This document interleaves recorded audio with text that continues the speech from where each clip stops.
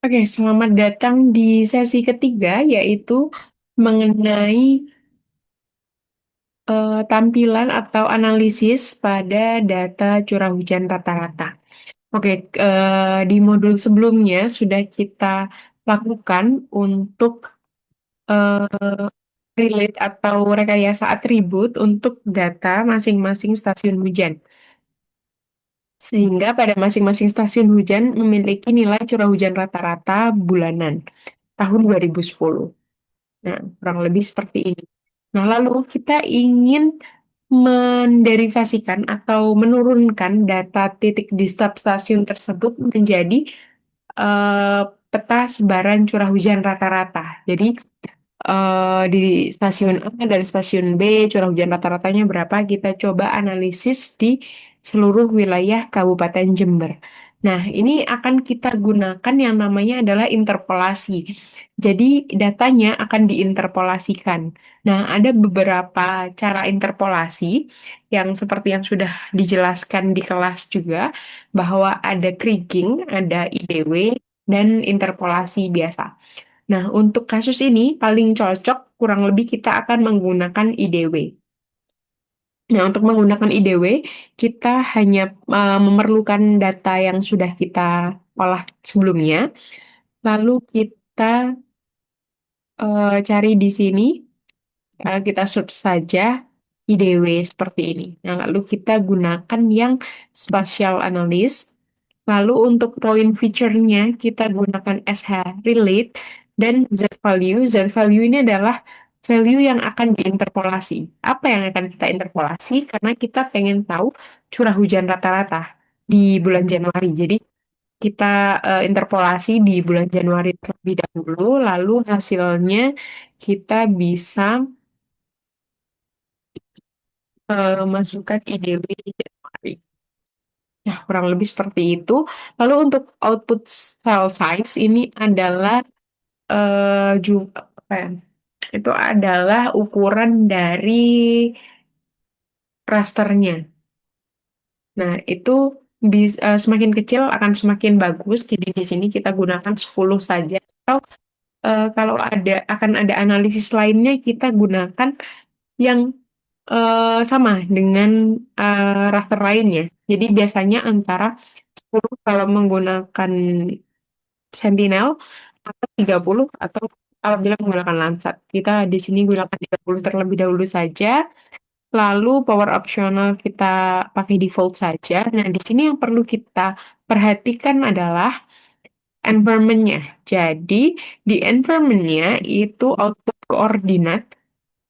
Kalau misalkan kita begitu saja, itu kita akan langsung apa ya, hanya sampai titik terluar. Jadi tidak mengcover seluruh Kabupaten Jember. Jadi di sini untuk output koordinatnya kita samakan dengan area projection Jember tanpa geographic transformation.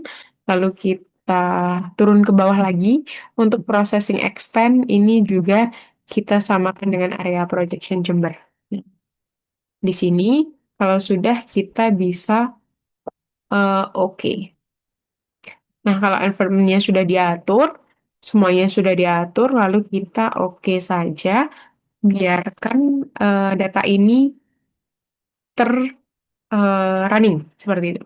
Nah, hasilnya akan menjadi seperti ini. Nah, ini adalah curah hujan, distribusi curah hujan raster di Kabupaten Jember. Nah, tentu saja ini hasilnya itu bergantung pada data yang kita masukkan, bergantung dari jarak setiap stasiun, lalu bergantung pada seperti yang sudah dibahas di pertemuan pertama, analisis menggunakan GIS itu sangat tergantung dengan inputnya. Nah, jadi kualitas data yang kita masukkan itu berpengaruh. Nah, di sini kita bisa mainkan untuk warna-warnanya di properties. Kita bisa gunakan di simbology. Nah, di sini menggunakan classified atau eh, stretch. Nah, untuk stretch nanti dia akan continuous seperti itu. Kita coba gunakan stretch terlebih dahulu. Play. Oke. Nah, kalau di stretch hasilnya akan seperti ini. Jadi untuk daerah-daerah yang merah itu curah hujannya tinggi, sedangkan daerah yang hijau itu curah hujannya cukup rendah. Nah, kurang lebih jadinya seperti ini. Oke. Nah, ini berdasarkan curah hujan di bulan Januari. Nah, sekarang kita coba juga untuk curah hujan di bulan lain-lainnya. Februari, lalu kita samakan Februari, ini kita gunakan 30, powernya oke, environmentnya kita cek terus-menerus. Jadi di sini perlu supaya tidak lebih kecil. Biasanya kalau tidak ini jadi lebih kecil daripada batas wilayah. Ini oke, kita oke.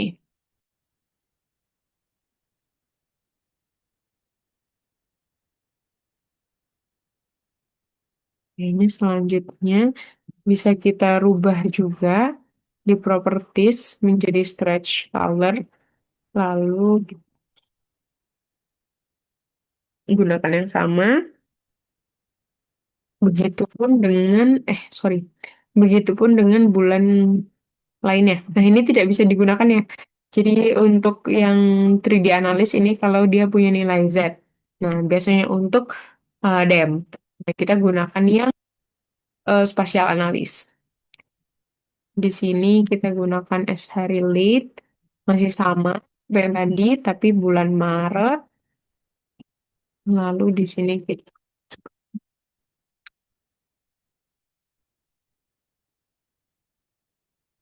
jangan lupakan environment.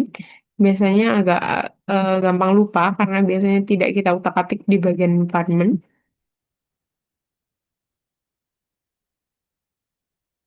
Nih, oke.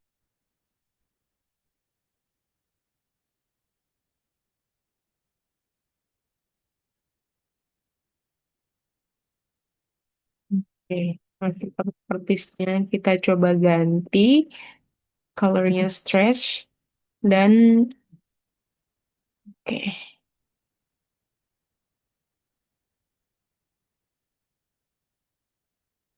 kurang lebih seperti ini. Jadi hasilnya adalah seperti ini. Nah, di sini karena masih keluar ini bisa kita klip, kita gunakan klip,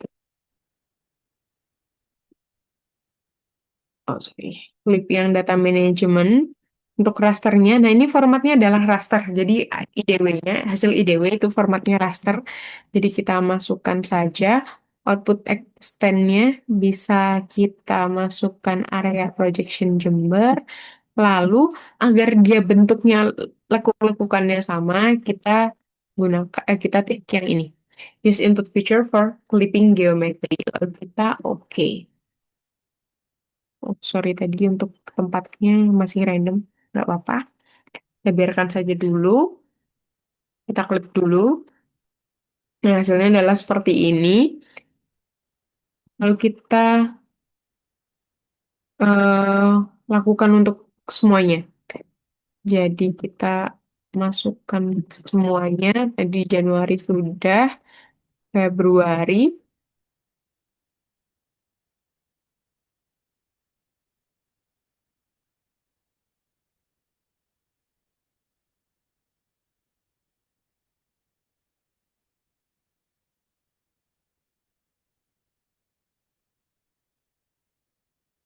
Oke, lalu yang terakhir adalah Maret.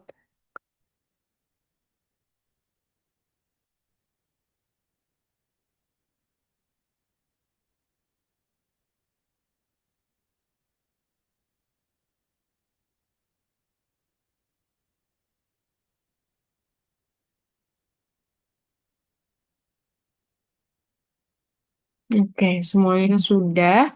Di sini coba kita matikan saja layer yang tidak kita gunakan dan kita gunakan layer yang ini. Nah, ini adalah eh, distribusi curah hujan di bulanan di Kabupaten Jember. Kurang lebih seperti ini. Oke. Kita bisa ganti-ganti warnanya sesuai yang kita butuhkan atau sesuai estetika masing-masing, asalkan tetap eh, komunikatif. Itu adalah yang utama dalam penyajian peta. Nah, kurang lebih seperti ini. Ini hasilnya. Bisa kita lihat bahwa di bagian utara, utara agak ke timur Kabupaten Jember ini lebih agak lebih tinggi curah hujannya daripada yang ada di daerah selatan. Nah, itu adalah ini apa namanya? Itu adalah pembuatan atau analisis persebaran atau raster data curah hujan rata-rata bulanan di Kabupaten Jember. Selanjutnya kita akan masuk ke sesi selanjutnya untuk proses yang lebih lanjut.